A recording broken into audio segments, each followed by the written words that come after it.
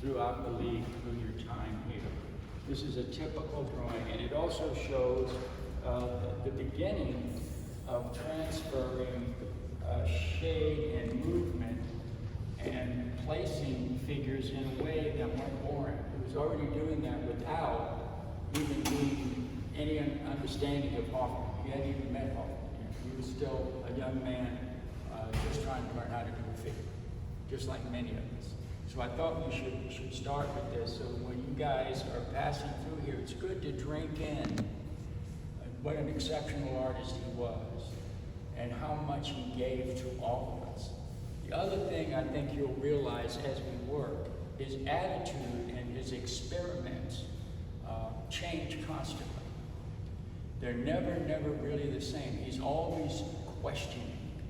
And he taught us, I remember the conversations I had with Vytlacil, and the two things that I got from him, which was the most important, was to continually work an idea until you have absorbed the aesthetic of it, to the sensibility of it, and then you go to your painting. Now he would do much of his in black and white before he added the first color. To him, and probably many of you today, the most difficult thing about the painting and controlling the surface was the use of color. The color is deceptive. It does what it wants when it wants, and you want to establish a spatial unity with it just the same way you would do with black, white, and gray. So we will venture forth. I'm not going to show for everything, but you'll certainly get a sense of the way his mind worked. There was I'll tell you one of the great stories. I've told it 100 times, but it just shocked me. We went to pick up a painting at Vytlacil's studio in Spark Hill, and he took us to the studio. Anytime an artist visited him, he'd take him to the studio, show him what he was doing, what he was about to question, and he would show us his work. His work was all cataloged, lined up. He would pull paintings out, we would talk about each one, and he would ask us, what's wrong with this one? And of course we were in shock and would say nothing. So, and as we're walking down, I look down and we're walking across some of the most beautiful black and white paintings, abstractions of Rubens descending from the cross, that he turned into black and white planes. You'll see examples of it as we go around. Gigantic pieces. And I'm standing on it and I look at Vit and I said, why are we walking on these drawings? He said, I couldn't get the color right. So that's the kind of man he was. He taught me a number of things which I've tried to transcend, to move towards my students. One is a certain sense of modesty, a sense of humility, and a deep devotion to who you are and what you're trying to do. And a real belief in the sensibility of a unified idea rather than a scattered one. So as we go along, we'll talk about some of the weaknesses, strengths, and pieces, and we'll see the influence Hoffman had on Vytlacil. As Vytlacil told me, his first meeting with Hoffman was because he was in Munich, he was studying at the academy, he had lost his ability to stay, he had to find a new school or leave Germany. And he wasn't ready to, because Germany at that time was in a deep depression. And he told me a button would buy a loaf of bread. So he wanted to stay. And he ran into an old friend who ended up being the director of Berkeley in California, who was a student of Hoffman. So he took Vit to Hoffman, introduced him, and Vit said, the first time I went in there, I saw the people doing these black and whites, and I said to myself, this man's totally insane or brilliant.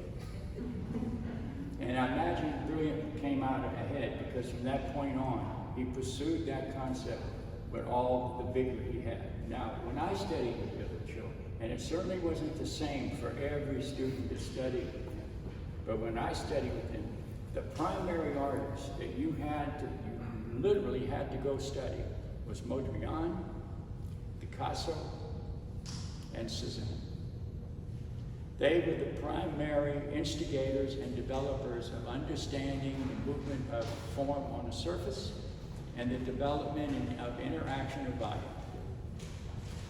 And everything that he fed to us came out of those artists. And then everything else was up to your interpretation as an individual. Go along. And this was done pretty much at the same place, but with a different idea in each drawing. The concept of developing a shift within the negative space into the rest of the painting seemed to be a continual idea with him as we went along. He developed a sense of a line later, rather than being only descriptive, but also as a volume, as a sense of weight. So when you're looking at his work, you'll all of a sudden see really dark lines against thin lines and open lines. The open line was a way of allowing the surface to enter the idea of the piece and develop a sense of wholeness. So as you're looking at this, the paper itself, the color of the paper itself is a part of the information. He also would change the direction, the movement of elements. He would change the size, their shapes from piece to piece. When he started laying in the heavy grays, we would talk about the weight of the volume. If you change the weight of the volume, you change its relationship to everything around it. And that allows you to develop a stronger sensibility. So we'll move now into some of the color further down.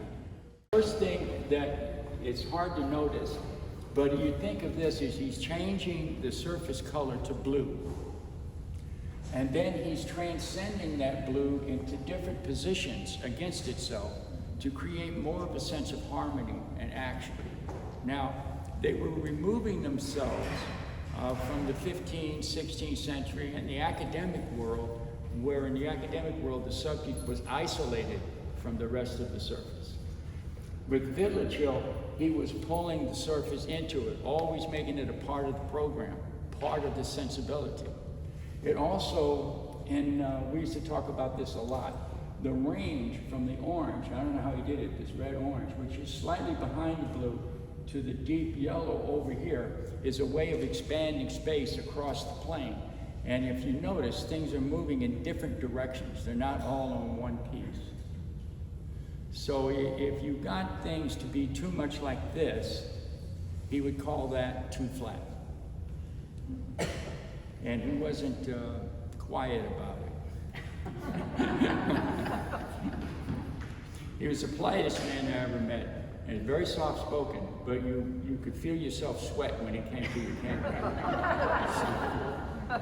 So he would simply say, you're doing very well, but you forgot the center. Or you have two sides that want to talk to each other and you've left them alone. So he was always making us see, look, work at, and not try to make art. This is the first thing I got from Vytlacil, one of the many stories, because we used to chase him down the block where he used to eat lunch. The poor guy couldn't even eat without us. We would come there and we would sit and start talking about painting. And you got a more sensitive, more intimate conversation going. And sometimes he would say, well, what do you think when you look at a color that has no relative to talk to on your surface, that simply is hanging in midair and has nothing to say except the color being a color? And most of us would think about that. And of course, being young and brass, I would say I would find that stupid. And he said, well, that's a harsh word, but it's close. The other thing you begin to see is an action. Now, in this one, you have the abstraction of the figures as he's flattening out the forms and developing them more about the legs going underneath the yellow. The head is trying to reach the color at the bottom of the painting. So he's trying to do this all the time. The other thing is the rigidity of this plane, which we would talk about. When you put everything too tight, there's not as much movement, so there's a kind of maybe too quiet. You may not be able to get too much of the sensibility that you're after. So right away, he does this one, where everything's on a tilt. So now this is one great big plane with overlapping colors, trying to find a three-dimensional sensibility on a two-dimensional plane without the use of perspective, which we termed the 18th century great mistake. Not because everybody was out to hurt perspective. It's too well used among architects and so forth. No, it didn't make good painting because perspective puts things in space. The movement of colors in different levels creates space. So the movement of volumes and shapes and forms were the important thing that you had to utilize. If you didn't utilize that, then you were going to have isolated events. And he fought with that all the time. Now, you saw that photograph when I was a young snot, and I think they were looking at Richard Mill's painting at the time, and I was hoping he would tear it apart. But he didn't. The reality was he would set our paintings, often we would go to class, and whenever he critiqued the work, the whole class would be there for the critique. It wasn't just you worrying about how to move your color or your form. He pulled that out, made a lecture out of it, and he would ask each of us, what do you see? How do you see it? What are you doing? What is he not doing? Where's the weakness? Where's the strength? He taught us how to see. And then just before he retired, he looked at me and he said, I don't know if I've done you a favor. Because he saw the art roll going down the tubes pretty quick. So as we look at these, you begin to see the attitude and the same frustration that you may feel in your own drawings. And you didn't try to fix them, and that's a beautiful thing. Where things get a little muddy is when you get really frustrated. You know that's too bright, and you have to push that back. So he would gray tone it out. But look at that shape and that movement and the tilt, and then the tilt this way. So he's constantly doing this and showing us through that action we could develop a more interesting concept. Now, you think of some of the painters who went through his class. De Kooning studied with him. Rauschenberg studied with him. Twombly, there's a whole list up here. Knox Martin.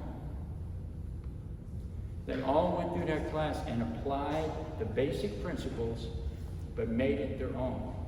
Vytlacil never forced his aesthetic on anyone. He would only enforce the sense of being whole and what he called honest. And he used to call this the natural way of seeing. In other words, it's unnatural to do a bad painting. Now, as some of my students already know, by looking at this black and white, I've done hundreds of them. And it's also an example of what we call open form. You saw a little bit of that in the nature drawings at the very beginning. If you look at the relationship of the negative space, left and right, each corner is a different shape and a different size, which creates more interest to the center. The other thing is the small curve against the large curve, which takes in the body.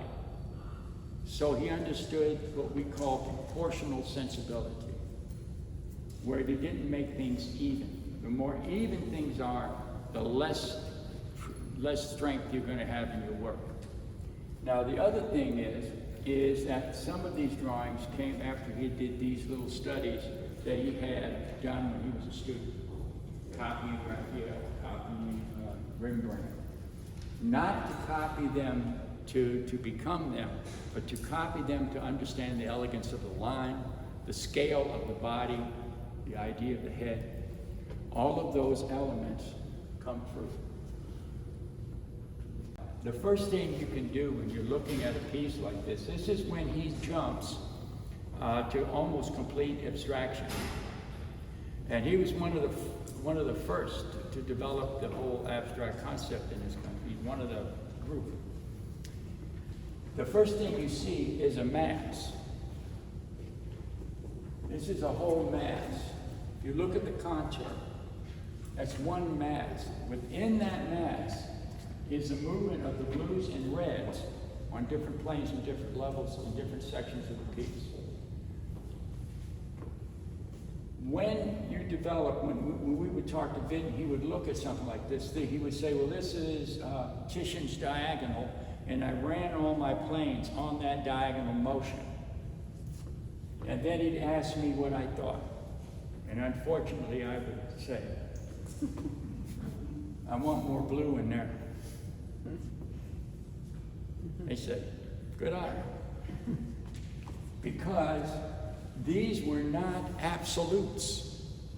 This is what I try to get to the students. It's not about being correct. It's about finding where you are. That's what all of these studies are about. It's about finding who he was at that particular time. How was his eye working? What was the essence that he was struggling to get?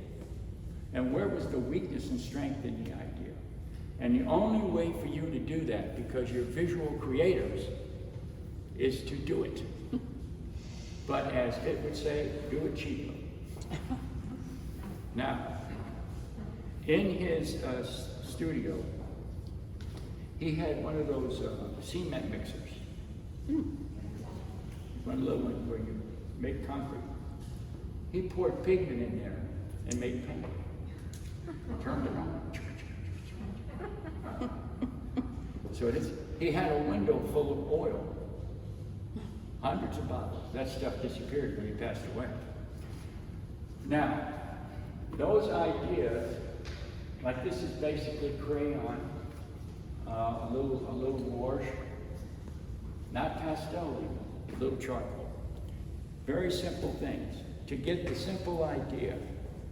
Then as he worked, and he would work his way out of the color, back into black and white, back into color, in order to formulate a stronger sense of the strength of the movement of the forms. In other words, when you're looking at the movement of this black, you can see how it literally is dynamic as you study it in the relationship of the color that the black is going inside of and on top of. This whole idea. So he was compressing the planes and expanding the planes every chance he got. This is the same as that little drawing over there.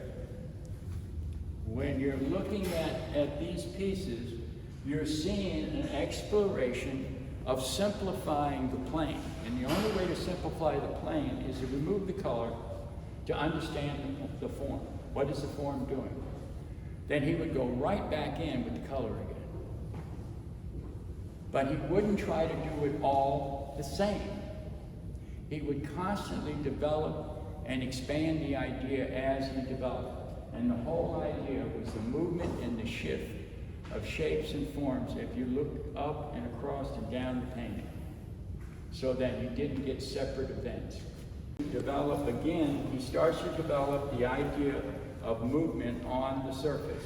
The green sitting behind that green. In other words, if you look at the painting, the greens are doing this.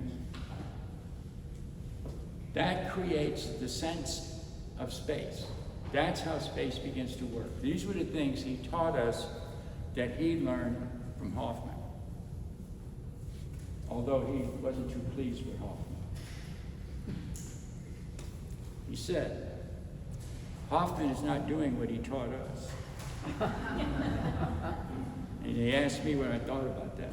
I said, Hoffman's poor. He needs money. We never had a discussion after that. But here, you can see he's developing a small sense of the hot color at the bottom. Now, we would discuss this, and I was, even at that age, he would ask me, and I would constantly raise the red up in the plane. He was already teaching me how to see. He was already showing me what was weak and what was strong. And he would use his work or anybody's work to get us to do that. The dominant thing about Vytlacil was the individual. He was a sole believer in that. And every student I've ever met of his, Andy Lukash, Vincent Malta, both had two different ideas, but in principle were after the same thing. And both taught the same thing. Vincent used to walk around with a big book of Titian painting. And he'd go to a student and say, why don't you do that? Now, as he's applying the idea of the black and interacting the black, not as a description, but as a shift and as a point of excitement to open things up, close things up, redefine. So all of a sudden, the black would disappear into the green. He would go on top of the green, he'd be in the green. He would slide the green and literally wipe out the tree, pull the tree underneath the green. So he's not trying to protect the tree. The tree is the form holding that green up. Slowly he's working. These are all planal movements shifting up. And then here, the green, this color starting to come up into the tree at the top. So he's starting to raise the color up into the upper part of the thing. Now, you have to understand, did thousands of these. But that was one of the great lessons. We would do black and white studies. The first year I was there, that's all I did, until I began to understand shift and movement. Then when I got into color, I only used one color at a time, and then slowly evolved. Here, as you can see, and I've said this to my students, the top part of the plane is still dealing with the sense of the tree as nature. The bottom part of the thing is more abstract, dealing with stones. So the two elements have no relationship. And he would do that and have us look at them and see what the strength and the weakness was. That's what was so wonderful about him as an artist. He taught us to be honest more than anything else. And not to be afraid to do anything and then check the results. Make it larger later. He was doing these just before he retired too. These were the abstracting the chicken. Now take a look at how powerful they are. Now this was a concept, which was an interesting concept, where you have a black shape, and then you put white on top of the black shape, so the white at the bottom becomes part of the form at the top and makes a shift. That's a way of the beginning of creating a dimension to your work, to keep it from being too flat. And it opens up the idea within the form. Here, he starts to exact the planal movement. He starts to change what the shape of the chicken is and starts playing with planes within it, and he's using the white to do that. So in order to do that, he's making your eye move and shift and feel the flat form at the beginning, and then all of a sudden, the image of the chicken is still there, but disappearing.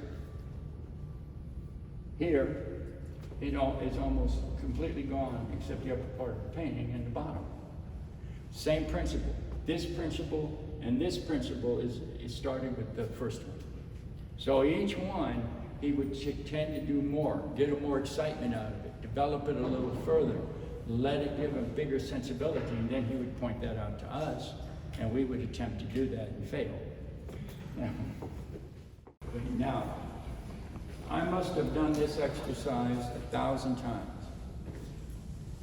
And it's a basic movement of planes across the surface on a diagonal action.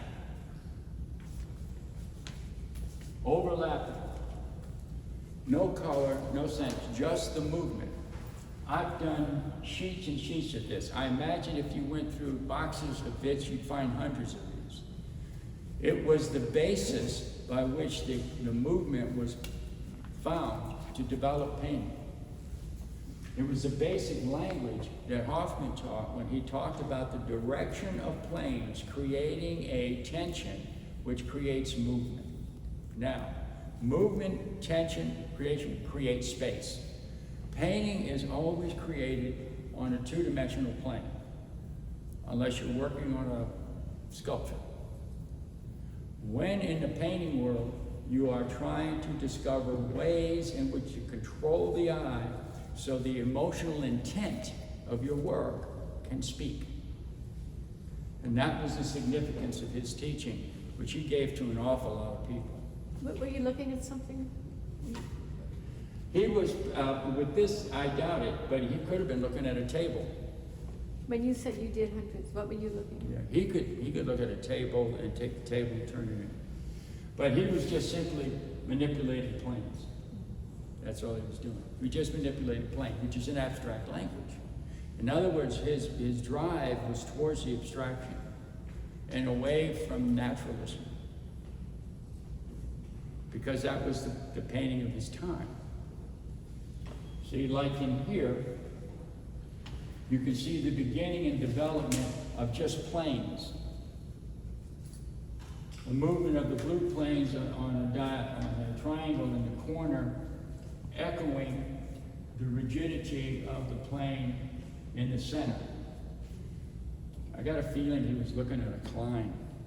But the reality in this one is that the red and yellow on one side of the painting destroy the sense of the surface, because that yellow needs to be moved. Once you move it, everything happens. The blue is already dominant. So that's the thing you find out. You find out, what can I get away with, what I can't get away with. Strong color, isolated, will always become a section of its own and will divorce itself from the unity you're looking for. This is almost like a doodle where he was explaining planes. The plane of the white here is going underneath the big white in the center. The gray is basically tempering that white and keeping it from moving. So this was the language of developing visual sensibility. And that language is still with us. We haven't found a better one yet. Now, as you go into these, you see how he adapts some of these ideas of volume, but he's using gray, and he pushes the weight of those planes up and makes them heavier by the density of the gray. And you can see through all these paintings. In this one, the very first one, you have the gray running underneath the big white, which is probably where the light was on the trees. And then he runs the gray on the inside so that the gray is not isolated from the concept around it. He didn't do these just for the hell of it. He did these to explore an idea, to develop a stronger sense of the surface as the whole language rather than a single moment. Okay. Now in this one, which is much easier to read if you notice, because all the color, the large colors in the center, it's echoed to the outside. The blue is underneath and on top. If you flip this around, this is the top plane. And you can see it because it's sitting on the same plane as the bottom. So he's controlling that. The green is being used as a line of tempera. He's tempering by pushing this, keeping this yellow behind that yellow. The yellow and the orange are doing this. There's a vacillation. So in a very odd way, this is a very successful concept. It's almost like seeing a sudden light in the middle of night. And it's an interesting concept. The blues going from deep to mid to dark are all moving in different positions. So this as an abstraction, to me, is clearer and closer to what we're trying to do. It may not be as exciting, but it certainly is strong. This, the one next to it, is to me an example of chaos. that I cannot fathom my eye going into. I love the color. The color really gets me, you know. It's kind of like today, people are going to see painters because they like the color. Well, color in and of itself is just sad. Color has to form and complete you as the artist. And that happens when the yellows and the blues begin to shift and move. Here, the grays in that become broken. The yellow becomes isolated. And the biggest jump is from the lower left to the upper right. That's your biggest shift. The only way you know that, and this is why we all love Vytlacil, the only way you know that is to do it. To force it on a piece of paper and live with it, and then demand of yourself to do more. To not accept the moment, but use it as a possibility to create a work of art that could hang next to any painting anywhere. That's your aim. It's a complete abstract idea, developing shift and movement, controlling the development of the center through the action of the movements to the outside. Even the orange, which is just appearing at the top of this, you probably, if you'd had time, you'd have put a little more on it. But this is creating a kind of musical sensibility about the expansion of planes on a form. Now, there are different contents when you're abstracting. You're no longer speaking literally. You're speaking on a totally different level, sometimes so personal that other people are aghast at what you've done. They can't figure it out. But if you put it together in a visual reality, they have to look at it. And then they will absorb and develop a feeling close to what your intent was. Now, what he did here is he took the elements around him and created a sense of light. So the color in this particular idea, both spatially and structurally, is also creating a sense of light. That the color comes, the light comes from the relationship of the color and not from a chiaroscuro or any other source. The other thing is, this idea here, you'll see it, there's another one around here somewhere. But this is a perfect example. We used to call this changing the shape of your surface, where you use a large plane and move it over. De Kooning did that in his paintings, where he actually used radiator paint and made a big plane going down the side. What he did was he moved the eye and changed the shape of his canvas to meet the figure on the inside. So these techniques, he was already developing. This particular one, I remember because I was battling with it myself. And that's where he took the color itself and saying the expansion of the color, will that hold everything together? Will that move because of the sheer power of the color? This color, as everybody knows, expands and has weight. It's heavy. So it's pressing against all of these. He throws the orange on the inside just to introduce it, but it's held together by the power of that particular color. Now, as you notice, when we went around the room, he used blue, he used yellow, he uses all kinds of different ones. Some of them don't work as well. Reds and oranges tend to expand and push towards you. The trick is the inside is always painted what we call in the flat and not overly worked. Now this, the talking dog, this idea is another concept of moving a tilted plane of large colors and then seeing if you can control the position of the black against the black here, the gray holding this form slightly ahead of the mass in the center, and then using the black as a gesture running across the plane. What does that do? How can I utilize that? What statement could I make? That's what was important about this particular drawing. That's what's so important about Vytlacil. Now, we'll move. The yellow is an isolated color because it's too strong for the area it's in. So that the yellow begins to dominate, and the speed of moving back and forth across that plane, you end up in this area of the painting. The only way to solve that is to expand it in this area of the painting. He tried to do it by small planes, but the planes here are too small, and they're not in a direct relationship for the two yellows. So the two yellows have no way to join. In other words, when he's really good, like right in this top one, you can feel the blue sliding underneath the color and coming forward on the other side. You get this sense of action.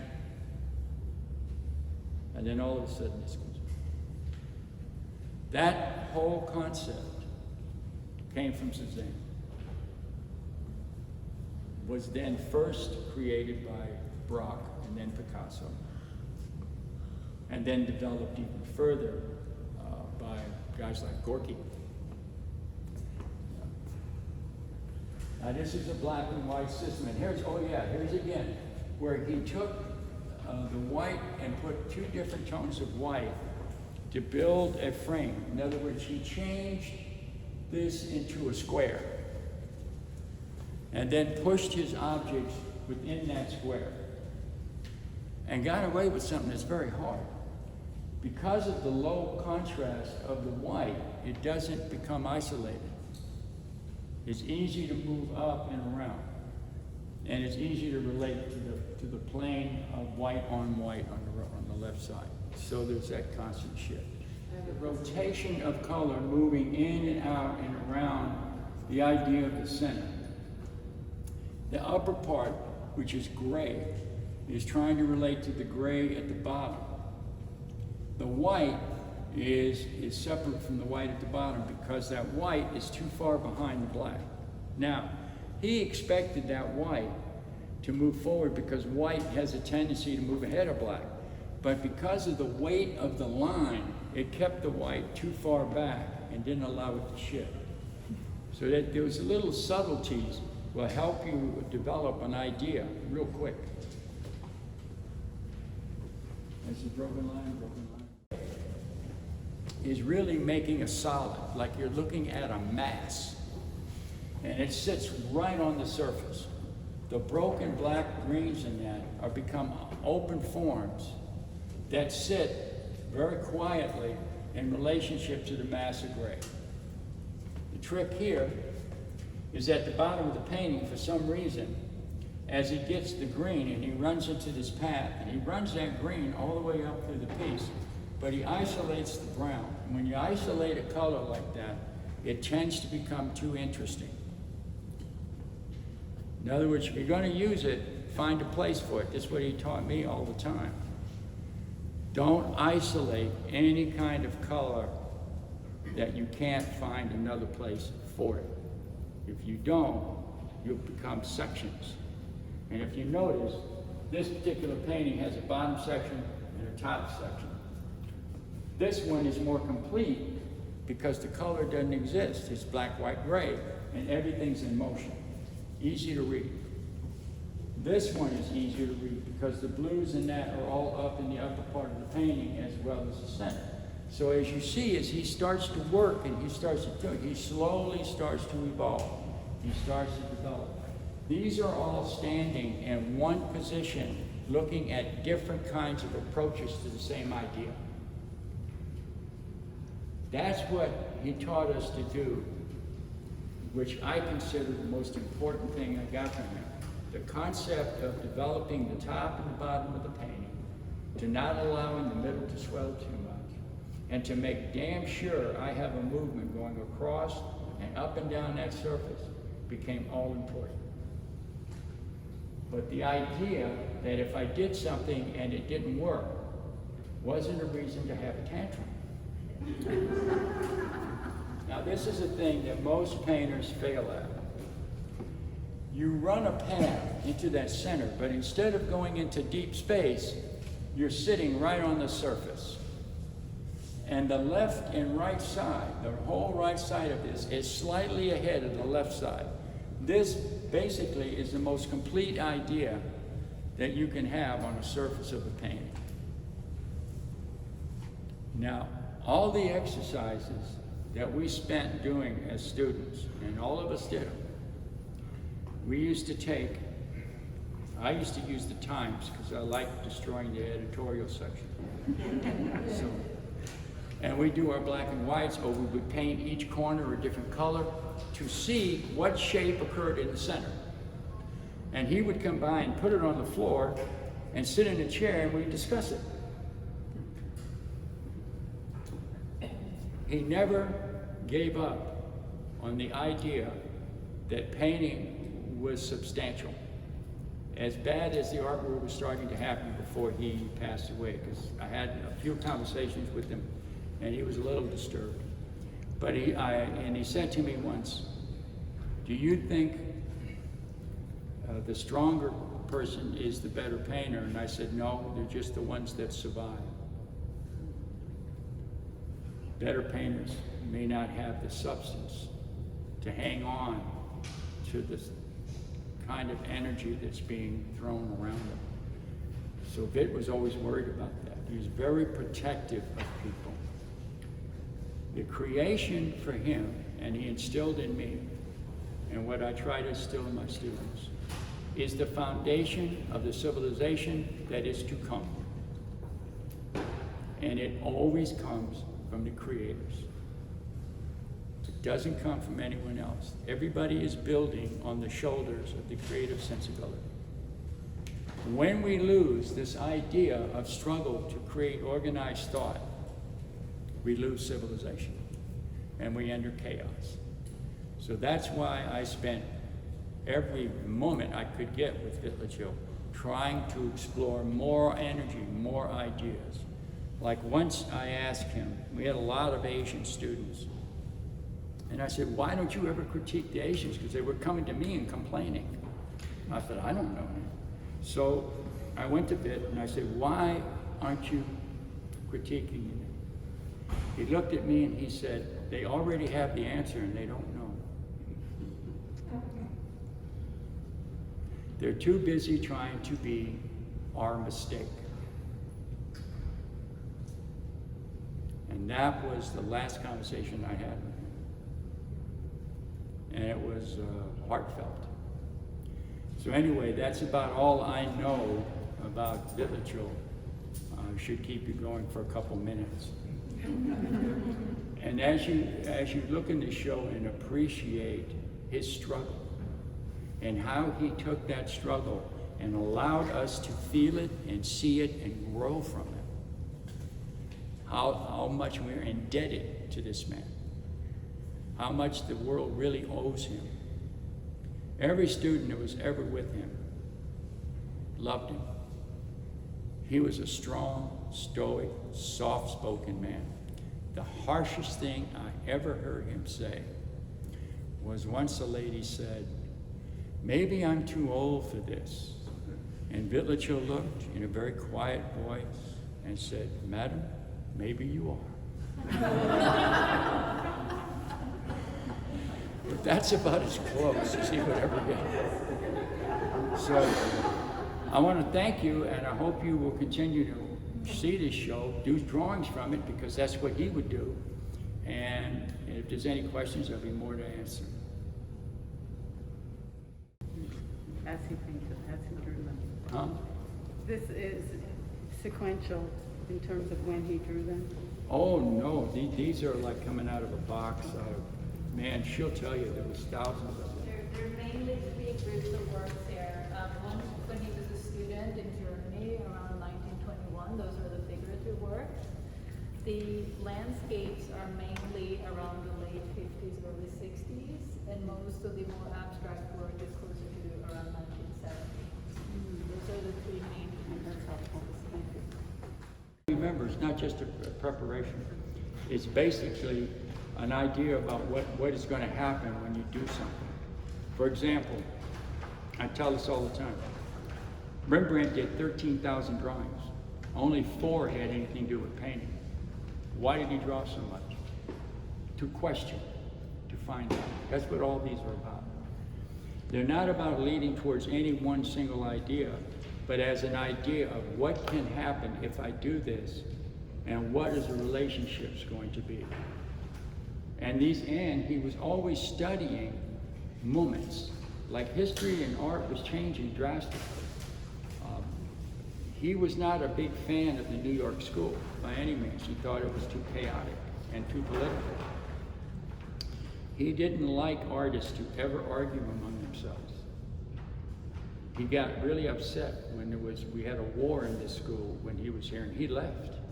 He couldn't stand it. He went to Europe because there was this big battle going on between the modernists and people who wanted to just paint onions. and he said it doesn't matter what anybody wants to paint. You should support them, because when artists fight among themselves, they don't win. They gain nothing. So all of this is about searching and questioning. And that's what is the most important part of the show. How long did de Kooning study with him? I don't know, probably a few years, because people forget. Stuart Davis, what was his name? There was one other, Cage, I think, John Cage, and Gorky would sit in the cafeteria and discuss art. It was an ongoing process. So it never ended up until we lost the cafeteria.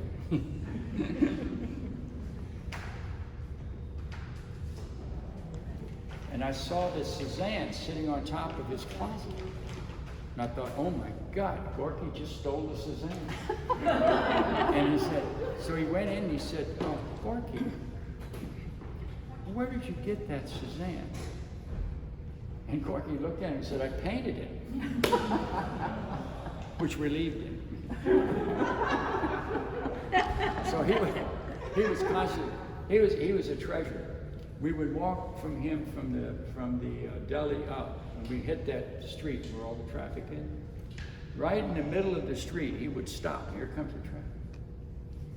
And he'd look at me and say, which is on top, black or white? And I said, I really don't give a damn. There's cars coming. So he was always searching, always looking, always questioning. And that's what I'm trying to get you to understand here. This isn't about a single idea. This is about a constant question, a constant searching and asking. What will happen if? And he would work very quick and then stop. Because when you work quick and you stop and things work out, you know your eye is working and your mind is working. But if you do that and you got things off, you know something's off here. He used to tell us to take a half hour and breathe so we could take time to drink in so we could breathe out. Is there anything else? You guys all geniuses. Have to go home and search. That's right. But, enjoy this and look at it differently. Don't look at it as an absolute. Look at it as a possibility. Even do little things and say, okay, I'm going to take this home and change it and see what happens. Yeah, Tom. Did you curate the show? Did you select the pieces? And No. Did you decide how to paint them? Aki did a wonderful job. This show is beautiful. God,